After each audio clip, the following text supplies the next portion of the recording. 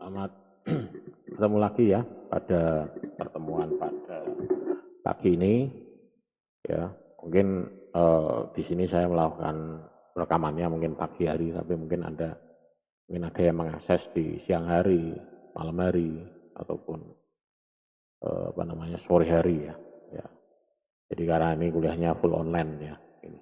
Oke, pada pertemuan ini nanti kita akan bahas tentang cloud computing, dan di sini di pertemuan pertama saya tidak akan menjelaskan eh, kalau mungkin kontrak kuliah ya kontrak kuliah misalkan ya sudah umum ya, maksudnya eh, Anda mahasiswa minimal kalau di presensi sudah jelas terlihat ya, minimal itu 50%, kurang dari 50% nilainya sudah otomatis mengulang nanti ya. Jadi diharapkan nanti Anda kalau bisa ya nilainya jangan sampai di bawah 50% ya. Itu. Kemudian hal-hal yang lainnya UTS, ujian itu nanti lewat syakat semuanya. Jadi via online dan akan aktif pada waktunya. Jadi artinya pada waktunya itu sesuai dengan schedule-nya. Walaupun Anda mungkin nonton pembelajaran ini pertemuan 1 sampai pertemuan ke-7 itu hanya dalam waktu 5 menit gitu ya, skip ya gitu. Harus paham kok, udah di skip aja, next gitu, enggak. Ya monggo, ya tinggal nanti. Tapi tetap ujiannya tetap aktif eh, pada saat waktunya. Jadi pada saat waktunya ya sesuai dengan sesuai dengan kalender akademiknya ya. Pada tanggal berapa UTS-nya, pada tanggal berapa UAS-nya gitu ya. Gitu. Oke, langsung saja ya. Di sini kita nanti akan bahas tentang cloud computing. Ya, di mana di sini nanti kita akan mempelajari, dan di sini untuk tujuannya adalah ini ya, nanti diharapkan nanti Anda bisa memahami definisi dari sejarah komputasi awan, kemudian mampu memahami definisi komputasi awan, kemudian tipe cloud, struktur komputasi cloud, ya, komponen komputasi awan, paradigmanya, kemudian keuntungan dan kerugiannya, ya ini. Jadi itu. Nah, kita masuk di sini ya, sejarah komputasi awan ini. Jadi kalau kita melihat kembali sejarah komputasi awan ini merupakan hasil evolusi ya, langkah demi langkah ya, konsep penggunaan dan penggabungan sumber daya komputasi melalui jaringan global ya. Dan ini pertama kali dikenalkan pada tahun 1960 ya, oleh John McCarthy ya. Jadi dia menyampaikan bahwa suatu saat jaringan komputasi akan menjadi infrastruktur publik. Jadi semua artinya sebagian umum atau umum seperti listrik dan telepon. Nah, ini sudah menjadi publik ya. Listrik juga sudah menjadi publik, telepon juga, dan menjadi suatu ketergantungan ya. Listrik kita sudah tergantung. Listriknya mati ya sudah, tidak bisa apa-apa. Nanti juga sama, cloud computing, semuanya ada di situ semua. Ya, kalau yang sekarang kan masih individu ya. Oh, internetnya mati, ya sudah kita masih pakai tethering. Ya, itu. Listriknya mati, kita pakai genset. Nah, itu, ya. Dan di sini ini dulu merupakan pengembangan ya dari pembangunan proyek ya, ARPANET ya, tahun 1969 gitu ya. Jadi pengembangan itu. Bahwa suatu saat semua orang di dunia ini bisa terkoneksi dan mengakses aplikasi program dan data yang tidak dibatasi oleh ruang dan waktu. Ya, gitu. Jadi di ini ya, penelitian juga ya, Erwin Anggerina juga mengungkapkan pandangannya dalam bukunya ya, Cloud Computing. Cloud Computing ini dalam pandangannya dia mendasari konsep computing ya, tahun 1960. Kemudian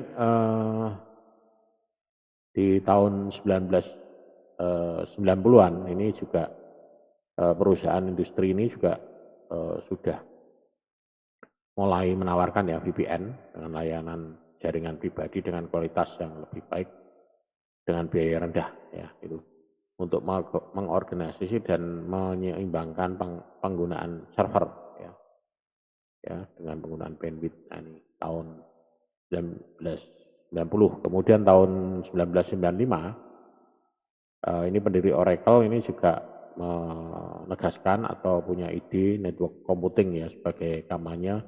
Jadi pada waktu itu karena adanya ini dominasi operating system ya, terutama oleh Microsoft. Nah, ini. Jadi dia membangun itu ya,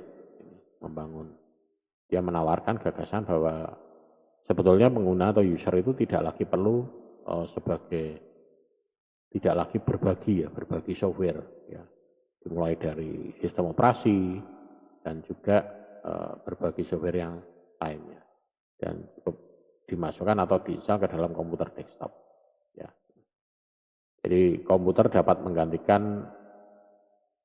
digantikan ya oleh sebuah terminal ya, yang terhubung ke sebuah server.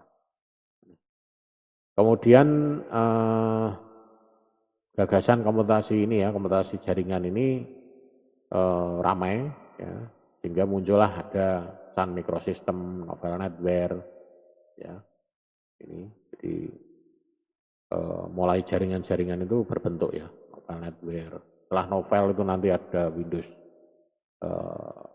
Server ya, tapi Windows NT dulu namanya, Windows NT kemudian Windows Server ya gitu. Jadi Novel juga berhenti ya, Novel Netware 4, Novel itu karena memang kemudahannya ya kalau Windows Server ya. Kemudian tahun 2000 ini Amazon ya ini masuk peran kunci untuk pengembangan komputasi awan dengan memperbarui pusat data ya. Ini digunakan jaringan komputer hanya 10% dari kapasitas dari suatu waktu. Kemudian berkembang lagi Amazon ini masuk mengembangkan ya dengan nama AWS, Amazon Web Service tahun 2005. Nah, sebetulnya kalau kita lihat di ini Google ChatGPT ya, ini sejarah komputasi awan di sini juga ini mulai dari sini sampai dengan tahun 2010 ya. Terakhir di sini hanya berhenti di datanya sini tahun 2010. Ini masih berkembang lagi ya, padahal ini sekarang tahun 2023 ya. Dan perkembangannya sudah sangat pesat ya. Kemudian definisi dari sebuah komputasi awan di sini kalau definisinya sendiri itu merupakan suatu distribusi data yang memperbolehkan pengguna untuk menambah skill mereka dalam menyerap sejumlah besar sumber daya komputer ya, melalui internet ya. Jadi pengertian komputasi awan ini ya kita adalah suatu distribusi data ya. Jadi tapi kembali lagi mereka harus membutuhkan sebuah jaringan internet. Ya, jadi semua di sini ini komputasi awan ini yang di tengah ini ya. Ini di sini ada aplikasi, platform, infrastruktur. Ini semuanya ini bisa diakses oleh phone, laptop, server, komputer, tablet. Namun semuanya ini perangkat-perangkat yang ada di luar ini untuk mengakses ini dibutuhkan sebuah internet ya. Tanpa internet ya sudah tidak bisa apa-apa. Ya, gitu. Jadi platform cloud computing ya itu memang namanya saja cloud ya, computing ya, cloud awan. Jadi ya sebetulnya awan, tapi sebetulnya ini letaknya tidak di awan, tapi ini letaknya ada di suatu fisik komputer ya, PC komputer yang memang sudah dibuat ya, ditata dan bisa diakses secara bersama-sama. Kalau yang biasanya ini ruang server, kalau misalkan kita melihat eh, mungkin di tempat kerja kita ya ruang server, oh ruang server di pojok itu ada suite hub, oh ada servernya. Nah, server itu sekarang ditarik keluar, ya, ditarik keluar yang tadinya yang bisa menggunakan hanya satu lab saja atau satu kampus atau satu perusahaan, maka ini yang bisa mengakses adalah dari banyak kampus, banyak perusahaan, ditarik keluar. Ya, gitu. Jadi dan kapasitasnya tentunya diperbesar juga, ya, gitu. Sehingga yang mengakses juga bisa bisa lebih banyak, ya, gitu.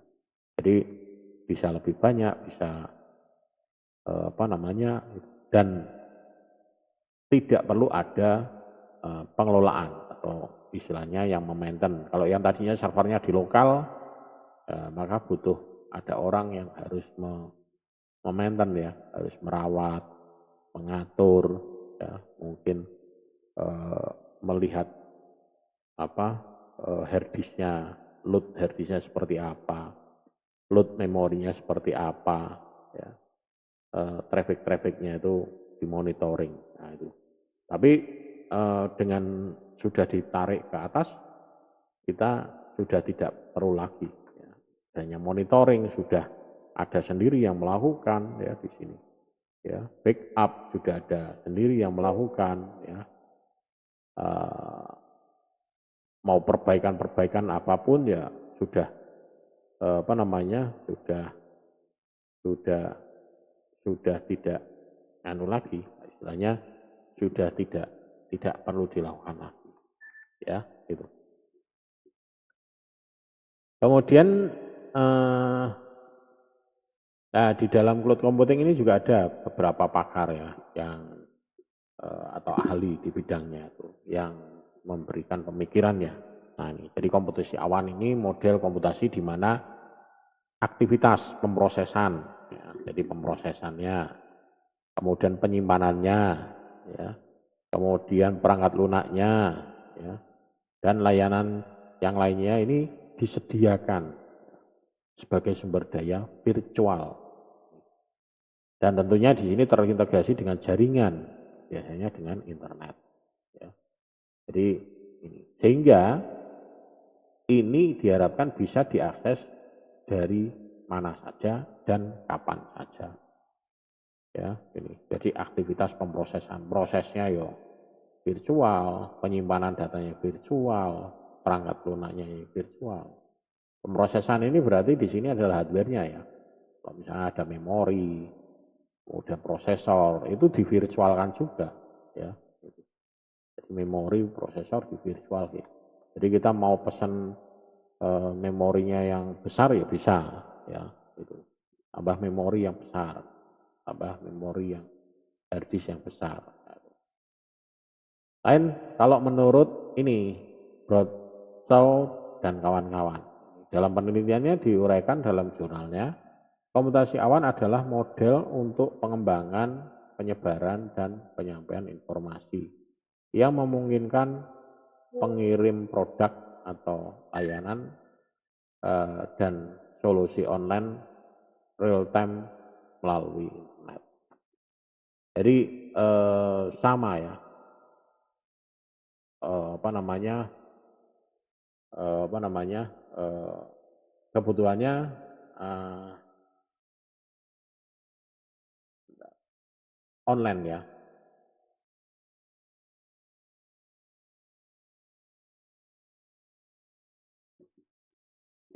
itu.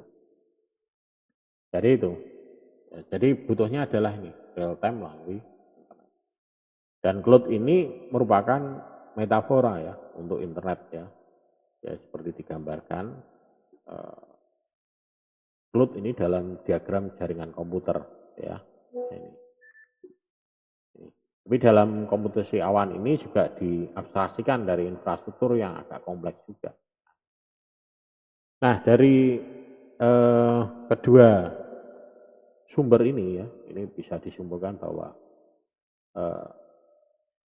Komputasi awan itu model yang memfasilitasi permintaan akses jaringan oleh banyak pengguna, sehingga sumber daya komputasi yang digunakan seperti jaringan, server, media penyimpanan, aplikasi itu dapat dibagikan. Ya, gitu. Jadi intinya adalah itu, ya. Gitu. Kemudian definisi dari penggunaan komputasi awan, ya, penggunaan kata cloud ini mengacu konsep penting yaitu. Jadi sini konsep penting ya ada abstraksi, ya. Jadi komputasi awan ini mengabstraksi detail implementasi sistem dari user dan juga pada developer. Jadi aplikasi running ya pada sistem fisik ya yang tidak ditentukan, data disimpan di lokasi yang tidak diketahui, administrasi sistem diserahkan melalui orang lain dan akses oleh user di mana-mana. Jadi abstrak.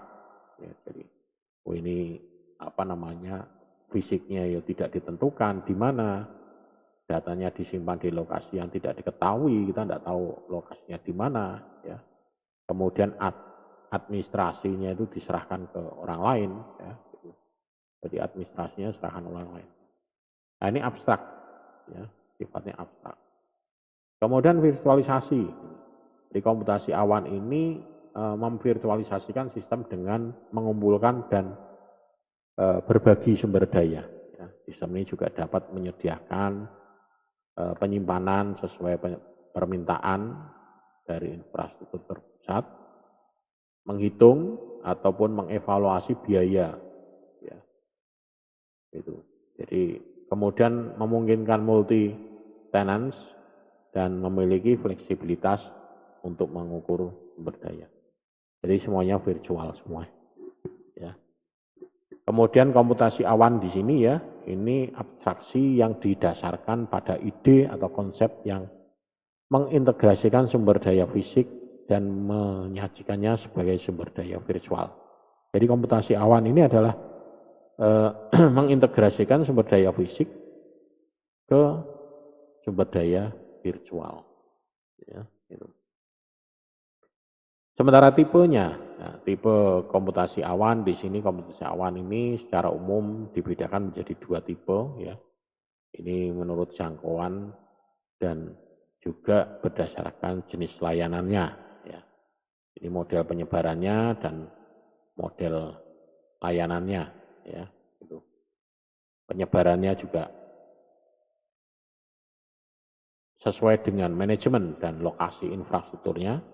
Kemudian model layanannya terdiri dari jenis layanan tertentu yang dapat diakses pada platform komputasi awan. Sementara strukturnya komputasi awan di sini ada tiga ya di sini. Jadi konsep desktop ini ujung depan atau biasa disebut front end. Ini muncul ya di halaman awal berada di interface. Ini disebut dengan front end tadi ya, cloud computing ya. Jadi dari sisi klien atau sisi sistem cloud computing yang selanjutnya di sini dibagi menjadi dua interface aplikasi yang disesuaikan dengan fungsi dan kebutuhan cloud computing. Ya. Kemudian yang dari sisi satunya adalah big end. Big end ini sisi server ya, sejumlah besar komputer ya ataupun server ya yang terpusat ya. Bagian besar ini komputer back end yang harus berkinerja tinggi ya karena dia harus mampu menangani kemungkinan ratusan atau bahkan mungkin ribuan permintaan data dan akses dan segala macam di sini ya. Jadi di back end-nya ya, di bagian back end-nya. Kemudian selain front end dan back end, kita juga butuh hubungan antara keduanya. Perangkat device yang menghubungkan keduanya ini berupa jaringan ya, atau internet. Sehingga perangkat tersebut dapat saling terhubung ya, dan saling bertukar informasi ya. Namun dari front end kemudian di sini perangkat device-nya, kemudian back end. Ini ketiganya ini saling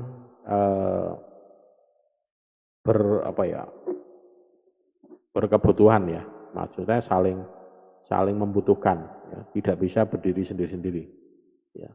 Kadang mungkin kita pernah mengalami wah internetnya kok lambat, mengakses situs tertentu kok lambat. Nah, itu perlu diketahui juga ya, bahwa lambatnya itu kenapa? Apakah faktor back end-nya atau medianya atau front end-nya? Ya, tapi kadang masyarakat juga enggak, istilahnya tidak ambil pusing ya, internetnya lambat, gini-gini, akses sana lambat, komplain. Ya, senangnya komplain. Tapi mereka tidak tahu bahwa proses terjadinya komunikasi itu terjadi karena tiga itu.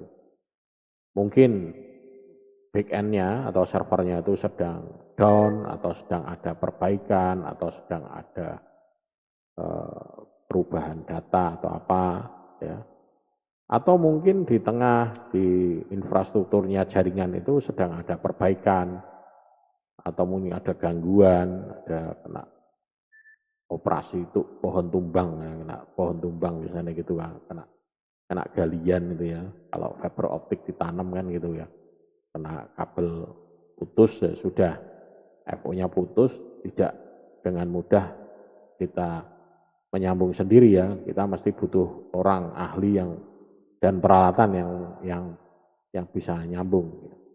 Kemudian dari front end-nya mungkin komputernya, biasanya kalau dari front end itu permasalahannya adalah spek. Selain spek biasanya mungkin komputernya mungkin kena virus sehingga menyebabkan lambat lah segala macamnya. Nah itu perlu juga diantisipasi.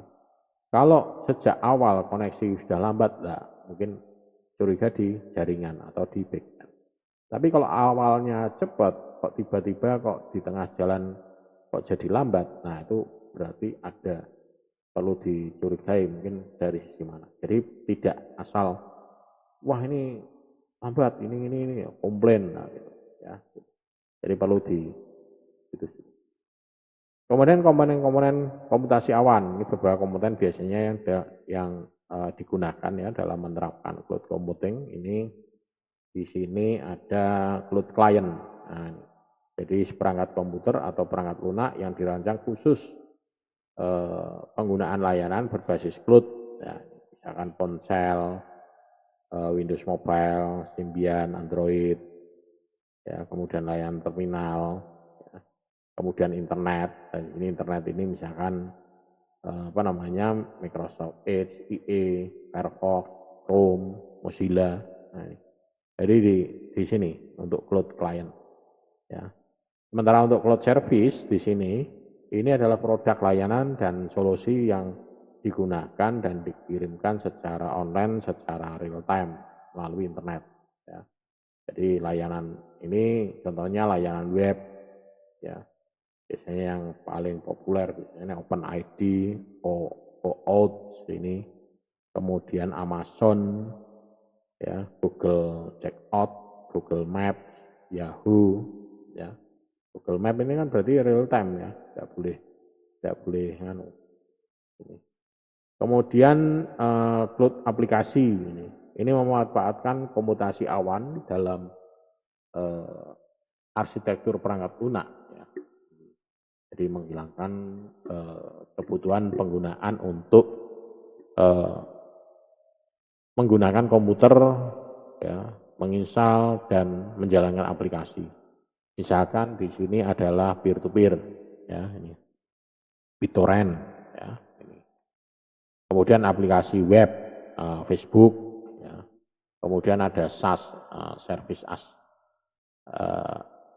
SaaS, ya, nanti di SaaS. Kemudian ada Google Apps, Salesforce, ya. Kemudian platform awan, ya. Ini biasanya sebuah layanan dapat berupa platform komputasi yang terdiri dari infrastruktur perangkat keras, baik hardware maupun software. Ya. Bagian besar platform cloud ini memiliki aplikasi bisnis khusus dan biasanya menggunakan layanan PaaS, ya, itu.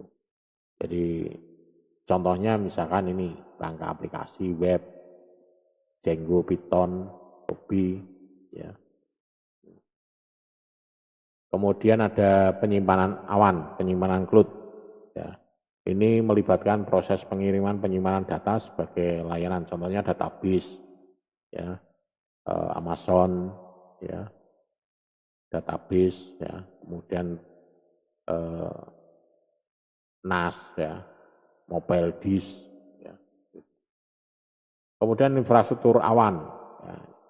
Ini dia menyediakan infrastruktur komputer sebagai layanan, contohnya ini komputasi grid, GoGrid, Skype, ya, SkyTab, ya, semuanya yang terverifikasi. Kemudian komputasi Amazon, ya, cloud computing juga.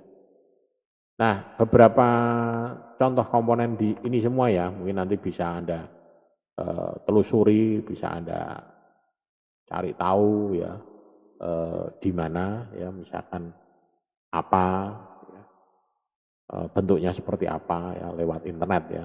Karena itu kalau ini dibahas di sini juga akan luas ya, itu.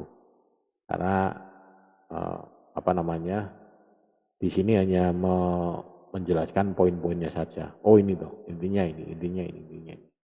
Nah, nanti Anda bisa cari tahu sendiri ya, lewat tadi ChatGPT ataupun lewat Google, video, YouTube. Nah, malah lebih banyak lagi.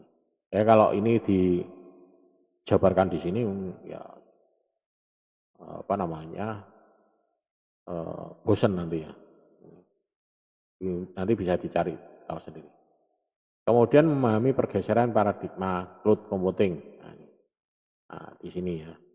Di sini cloud computing ini memiliki arah paradigma teknologi informasi, di mana komponen perangkat keras dan komponen perangkat lunak itu di-outsource-kan. Nah, jadi disewakan di luar, jadi di luar infrastruktur teknologi. Ya. Jadi komputasi awan ini mendukung ya, pengaksesan, edit, ya, ini dari ada sumber daya terintegrasi yang membentuk cloud gitu ya. Nah, informasi umum yang tentang cloud computing ini secara struktural cloud computing ini erat kaitannya dengan CDN, Content Delivery Network ya. Karena kombinasi beberapa server akan mempercepat kecepatan akses data. Kemudian perusahaan-perusahaan atau organisasi ini tidak perlu lagi repot-repot dengan memori fisik ya, untuk menyediakan apa namanya, media storage penyimpanan ya, kemudian perawatan ya.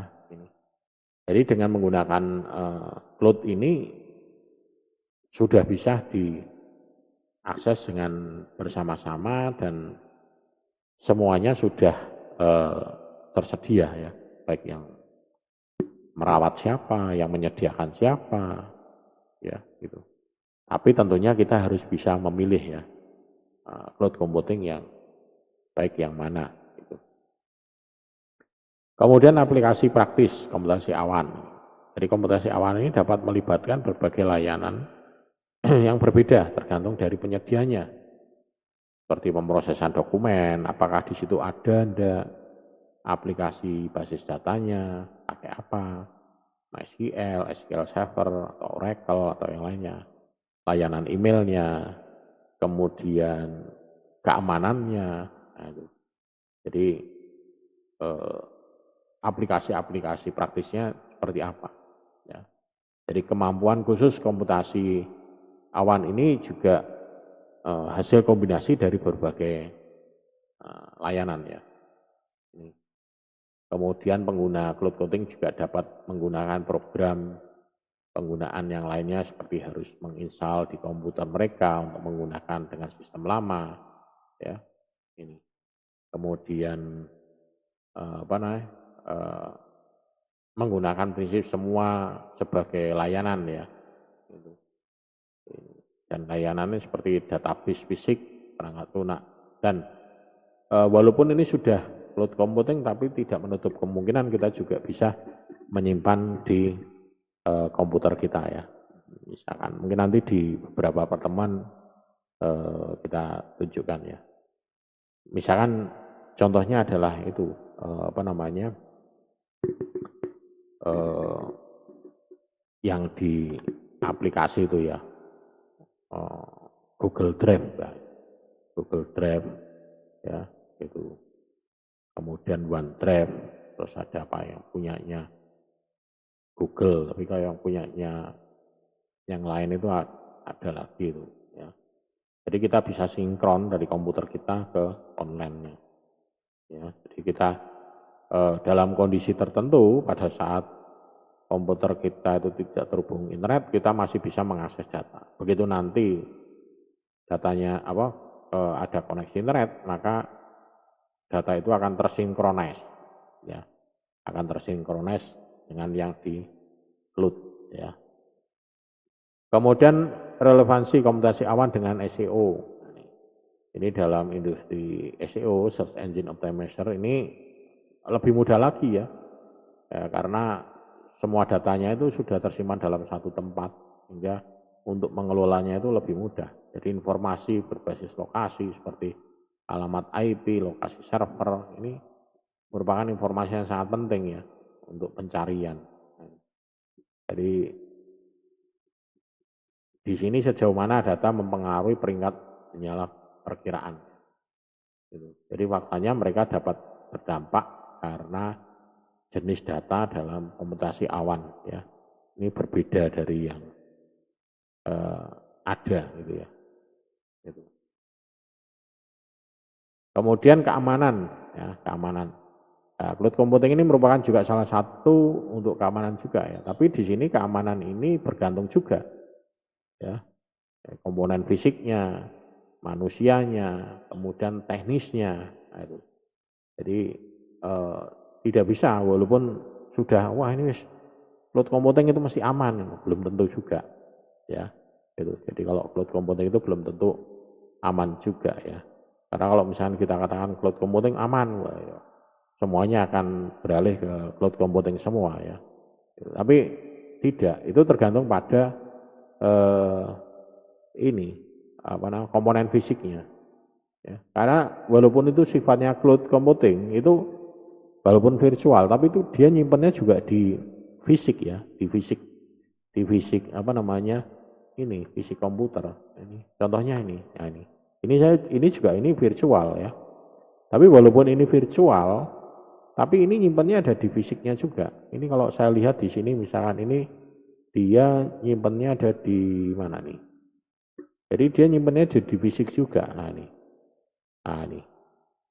Nah, jadi di sini. Nah ini fisiknya. Ini virtual servernya. Ini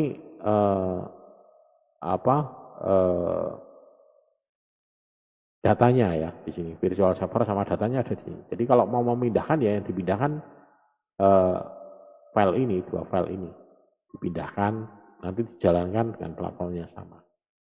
Jadi ini walaupun virtual tapi ini fisik ya ada. Ya, kalau hilang ya hilang bisa. Ya, tapi memang itu tergantung dari itu tadi dikatakan di keamanan ini tergantung dari komponen fisiknya. Kemudian manusianya bagaimana? Bisa mengendalikan, bisa mengelola atau tidak? Kalau tidak bisa ya sudah sama saja. Kemudian secara teknisnya juga mencegah, misalkan bagaimana mencegah virus, bagaimana cara mencegah. Ya walaupun dalam bentuk justru sebenarnya malah ini kalau dalam cloud computing ini malah rentan ya. Kalau kena virus ya sudah kena virus semua gitu. Semuanya. Ya. Kemudian yang kelima ini mengurangi downtime ya.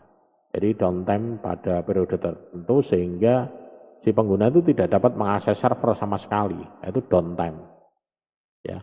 Nah, downtime ini ada yang terencana. Kalau yang terencana ini melakukan perawatan atau ingin melakukan inspeksi. Nah, ini terencana. Oh, diumumkan tanggal sekian sampai dengan tanggal sekian akses tidak akan bisa dilayani. Atau biasanya malam hari gitu ya. Pada pukul sekian sampai pukul sekian itu akan down sementara 2 hari. Biasanya diumumkan ya, lewat websitenya atau mungkin lewat emailnya, ya, pokoknya yang nah, ini terencana. Sehingga yang berlangganan di situ itu sudah mengantisipasi. Ya. Nah, yang paling bahaya adalah ini yang tidak terencana.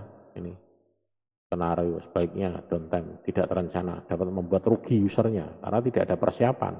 Tahu-tahu mati, rusak, mungkin hard disknya, ya, mungkin kena virus, mungkin jaringannya yang tadi ya saya katakan putus, kena pohon tumbang, ya, kena bego, ya, kabel FO-nya putus sehingga tidak bisa kebakaran yang paling bahaya yang kebakaran, bencana alam, gempa bumi, itu tidak terencana. Nah ini, jadi kalau sudah tidak terencana seperti ini ya sudah kita tidak bisa apa-apa ya, manut ya. Ini. Kemudian keamanan tingkat lanjut ini, keamanan tingkat lanjut di sini adalah risiko ya, pelanggan data baik di tempat cloud ya, ini harus terus meningkat ini. Tapi terlepas dari ancaman ini, pelanggaran data yang sering berlangsung ini berada di cloud akan memberikan manfaat keamanan ini. Jadi penyedia cloud ini akan bertanggung jawab penuh untuk memberikan keamanan yang terbaik. Ya.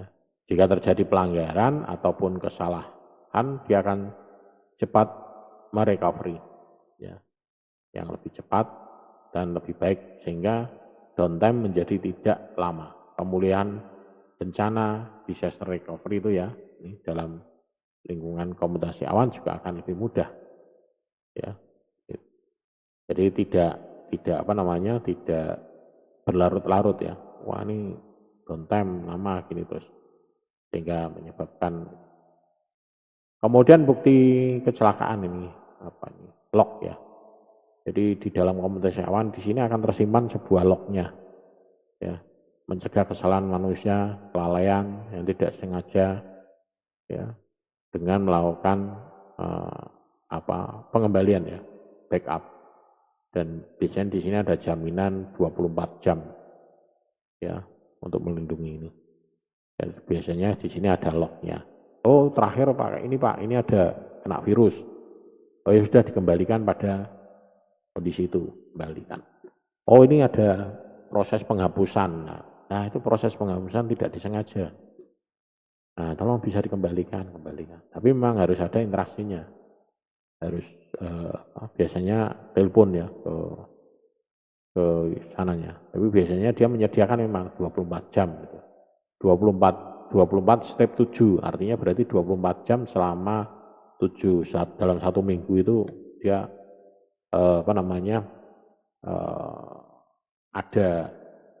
ada servisnya semua ya. Tapi kalau hanya 24 jam saja berarti mungkin Sabtu Minggu libur. Nah, gitu. Kemudian pertimbangan kebutuhan cloud ini juga perlu dipertimbangkan juga. Apakah perlu sih kita sudah harus menggunakan cloud computing atau belum? Nah, jadi kegesitan atau tangkas ya, kemudian akses datanya, pengembangan skabilitas dan mobilitas infrastrukturnya itu menjadi pertimbangan juga. Wah ini kita mobilitasnya sudah tinggi, perlu lah dipakai cloud. Kalau enggak ya sudah masih pakai kita sendiri enggak apa-apa, masih pakai cloud server kita sendiri. Nah itu ya.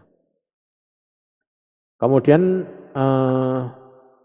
keuntungan dan kerugian penggunaan cloud computing ya. Jadi keuntungannya ini kita bicara keuntungannya dulu ya. Dari keuntungannya di sini memungkinkan untuk mengurangi biaya investasi infrastruktur. Ya, yang tadinya kita harus beli beli server, beli ruang server, rak server, atau mungkin beli UPS, beli genset. Nah, itu tidak perlu, ya. Karena semuanya sudah tersedia, ada semua di sini. Jadi memang mengurangi biaya. Juga kalau misalkan beli genset, beli server, eh, kemudian beli ruangan, ya, itu diakumulasikan dalam bentuk rupiah, kemudian dikonversikan dengan biaya sewanya ini. Ya, saya kira mungkin akan jauh lebih hemat, ya. Belum lagi nanti kita harus misalkan harus merawat, ya, genset merawat, ya. Nah, tapi kalau dengan menggunakan ini, jadi keuntungannya sudah sangat besar sekali, ya. Untuk pengembangan aplikasi layanan PaaS, ini platform as a service, memungkinkan pengembangan dan implementasi aplikasi yang cepat, ya, meningkatkan produktivitas. Ya. Kemudian bagi para praktisi, khususnya yang berkecimpung di dunia IT, ya, ini telah membuka lahan atau pasar baru bagi industri jasa pengembangan teknologi informasi. Ya, ini. Jadi sudah ada forum khusus, ya, di sini bisa untuk membuka lahan ini. Kemudian untuk perusahaan yang fokus pada infrastruktur, nah, ini peluang, dan peluangnya itu sangat besar karena meningkatnya penggunaan layanan PaaS, ya, yang secara otomatis akan meningkatkan penggunaan bandwidth internet. Ya. Sekarang banyak sekali, ya, service provider, kemudian ada yang menyediakan infrastruktur, gitu, ya.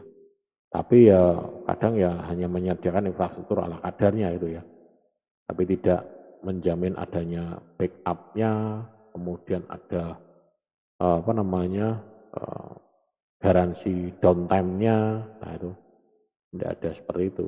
Jadi ya rodok, istilahnya rodok drawasi gitu, ya. Kan di Indonesia kan sementing jalan sih, masalah itu nanti mati carry, urusan carry lah. Ya. Kemudian integrasi aplikasi dengan berbagai perangkat device. Nah, ini adalah beberapa keuntungannya. Tapi masih banyak lagi, ya. Tapi ini di sini nih. Mungkin Anda bisa menggali keuntungan yang lain apa lagi, ya. Gitu, ya. Ya, keuntungannya bisa diakses dari mana saja juga bisa, ya. Kemudian kekurangannya kalau kita menggunakan cloud computing ini, ya. Ini service level, ini berarti kemungkinan kinerja layanan yang kurang konsisten ini. Nah, ini kalau ini. Jadi inkonsistensi, ya. Jadi misalkan garansinya 24/7 gitu, ya, ada tulisan itu. Service 24/7. Tapi begitu malam hari ditelepon atau di WA tidak ada respon, di email tidak ada seperti itu. Nah, itu berarti kan inkonsisten, ya. Jadi tidak konsisten, ya. Jadi yang mestinya 24 jam, nah kenapa kok tidak 24 jam, ya. Itu. Kemudian yang kedua adalah privasi, ya. Risiko, ya. Data pengguna dapat diakses oleh orang lain, ya. Ini.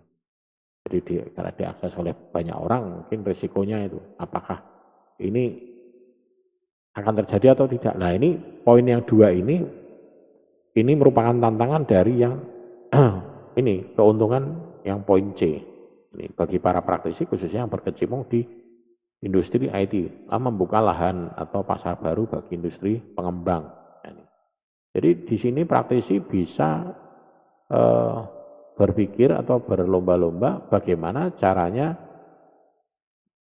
keamanan data itu terjamin.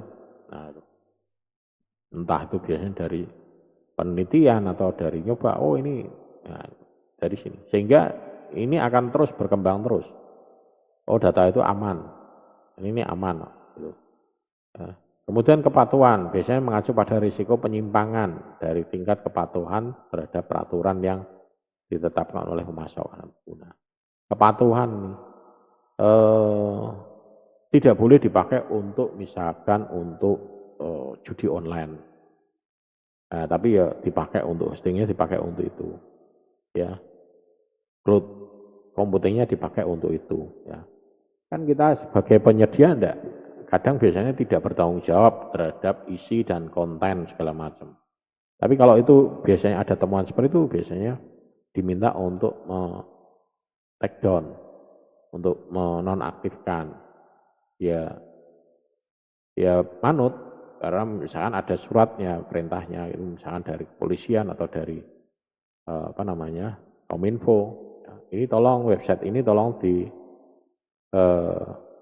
take down dulu sementara, nah, itu, sampai batas waktu nanti yang ditentukan. Nah, itu misalnya di take down sampai nanti diumumkan bahwa itu bisa diaktifkan atau diakses lagi. Bisa, ya. Facebook, ya, ada yang apa namanya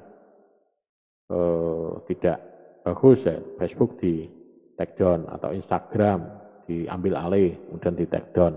Ya bisa, Twitter ya diambil alih. Karena berarti itu menyalahi ya ketentuan yang biasanya mengacu pada risiko penyimpangan, penyimpangan penggunaan yang harusnya dipakai untuk ini, padahal di situ sudah diterangkan dilarang atau tidak boleh dipakai untuk hal-hal yang mengandung apa unsur sara, nah itu ya. Tapi tetap nekat, ya sudah, ya jadi bisa langsung di gitu kan. Kemudian kepemilikan data, mengembalikan data atau mengacu pada risiko kemungkinan hilangnya kepemilikan data setelah data disimpan di cloud. Nah ini, wah aku nyimpen data neng kono kok hilang, nah itu juga kekurangannya. Mungkin apa itu? Mungkin kita nyimpen di komputer kita aja nanti kadang juga bisa hilang ya. Ya, nyimpen di cloud, hilang, lupa password. Ya. Kita nyimpen di cloud, lupa password. Habis itu nanti di sini self service-nya itu nanti lambat. Ya, ya sudah, tambah parah lagi ya. Wis nggak bisa ngakses, wis nggak bisa apa namanya menghubungi ke sana sini, nggak bisa dihubungi ya itu. Ya. Kemudian mobilitas data, kembalikan atau mengacu kepada kemungkinan berbagai data antar layanan cloud dan cara mengambil data jika suatu saat pengguna mengakhiri layanan cloud computing. Jadi setelah saya menggunakan jasa itu, pada saat saya sudah tidak lagi menggunakan itu, cara mengambil datanya bagaimana? Terlalu lama enggak? Ini sekarang tanggal 11, kemudian tanggal 15 misalkan sudah habis kontraknya. Wah ini berarti datanya harus cepat-cepat diambil. Padahal di sana datanya kita mungkin ada mungkin 1 tera. Nah, 1 tera kalau kita ngopi antara dari laptop ke hard disk eksternal mungkin cepat ya. Karena ini lewatnya online, ngopi 1 tera mungkin ya lama, enggak tahu berapa tuh 1 tera ngopi. Ya. Kalau saya kemarin download itu 6 giga. 6 giga itu paling ya 2 jam, 2 jam antara 1 jam. Nah, itu. Kalau 1 tera berapa lama? Nah, itu. Nah, ini kecepatannya bagaimana mobilitas datanya. Ya, gitu. Nah, ini semuanya ya diantaranya keuntungan dan kerugian komunikasi awan. Dan ini adalah kerugian secara umum ya, kerugian yang dihadapi oleh pengguna komunikasi awan secara umum ya, secara umum. Jadi mungkin di tingkat layanan mengacu kepada kemungkinan pemasok akan memberikan kinerja layanan yang kurang konsisten, tidak maksimal ya, inkonsisten antara penyedia. Cloud ini sering kali mencakup perlindungan data dan pemilihan data. Dari pemilihan data yang janjinya, oh nanti 100% kalau misalnya data hilang bisa kembali. Backupnya mingguan, backupnya harian. Nah, itu. Tapi pada kenyataannya kok ya tidak ada backup sama sekali. Nah, kadang seperti itu malah. Ya. Kemudian ini privasinya, wah privasinya terganggu ya. Aku nyimpen data di sana kok bocor ya. Nah, itu. Data-datanya bocor, bisa diakses, ini. Ya memang kalau misalnya kita apa namanya, kadang gini, orang itu kadang ya penasaran itu ya, wih isinya apa sih, nah, buka gitu. Tapi begitu udah kebuka bisa bisa diakses ya sudah, oh, tahu, oh penasaran karena penasaran aja. Tapi kadang setelah buka akses itu lupa nutupnya, nah itu sehingga bisa diakses oleh orang lain lah. Ya. Kemudian kepatuhan itu tadi ya, secara umum mengacu pada risiko penyimpangan dari tingkat kepatutan menyimpang, ya. Disalahgunakan lah itu. Kemudian kepemilikan data, mengembalikan data atau risiko bahwa kepemilikan data itu dapat hilang setelah data disimpan di cloud. Nah, itu. Datanya disimpan di cloud, hilang. Ya. Di seminggu atau berapa gitu, wah hilang. Nah, itu.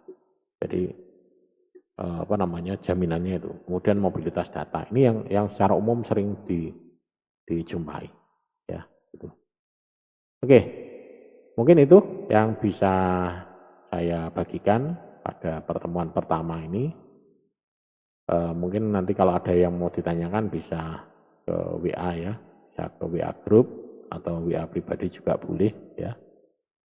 Mungkin itu saja, kurang lebihnya mohon maaf kalau ada kesalahan dalam hal penyampaian. Terima kasih, sampai ketemu nanti di pertemuan minggu depan ya. Pertemuan selanjutnya ya. Itu. Karena bukan pertemuan minggu depan ya, tergantung Anda mau ngaksesnya kapan gitu. Langsung diakses ya bisa gitu ya. Pertemuan satu, nanti pertemuan kedua itu diakses gitu bisa. Oke ya, itu. Cukup ya, nanti kalau ada yang mau ditanyakan bisa ke WA dan segala sesuatunya bisa dicari di internet untuk pemahaman lebih detail. Jadi di sini saya hanya memberikan penjelasan gambaran umumnya saja.